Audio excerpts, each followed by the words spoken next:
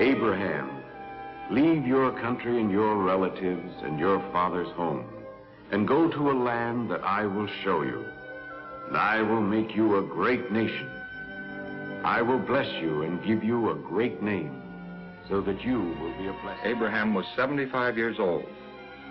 It would be a hardship for him to leave his home and venture forth into a new and strange land. But Abraham had such complete faith in God's promise that he was willing to go wherever God might lead him.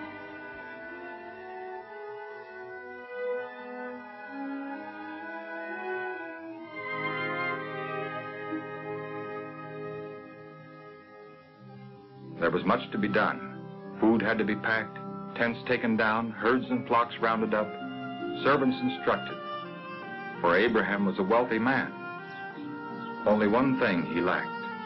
He and his wife Sarah had no children, and they both longed for a son. So the years passed for Abraham and Sarah in the land of Canaan. Peaceful years for the most part. And though the Lord had promised to give Abraham a descendant in whom all nations would be blessed, and had said that Abraham would be the father of many nations, yet he and Sarah continued to be childless. And Abraham began to wonder in his heart when God would fulfill his promise. Then God spoke to him again, reassuring him. Look at the sky and count the stars, if you can. That is how many descendants you will have. So again, Abraham had God's promise. Not only would he have his heart's desire, a son, but he would also have so many descendants that, like the stars, they could not be counted.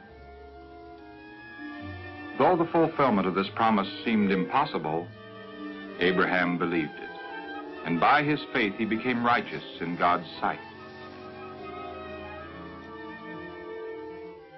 Later, Abraham's faith was strengthened even more when 3 strangers came to him one day.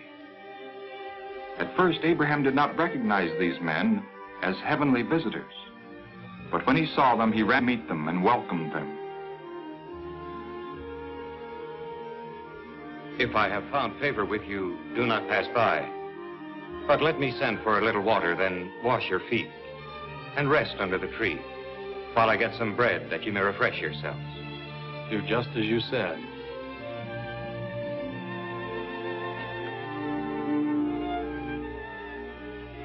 So while the visitors rested, Abraham hurried into the tent and asked Sarah to make some cakes of fine flour. And he also took a calf from his herd and had it prepared for his guests. And he brought them curds and milk. After they had eaten, one of Abraham's guests turned to him with a question. Where is your wife, Sarah? She's in the tent. I promise to return in the spring, and by then Sarah, your wife, will have a son.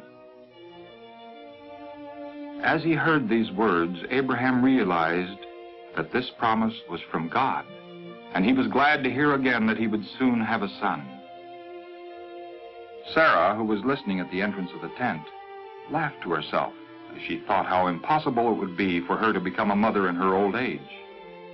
But the stranger knew what she was thinking and rebuked her. Why did Sarah laugh and think, how can I, an old woman, have a child? Is anything impossible for the Lord? Next spring when I return, Sarah will have a son. I didn't laugh. But you did.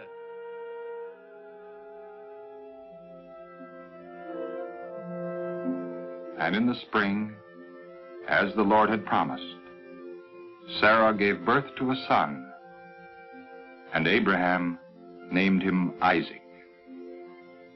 And he thanked God with all his heart.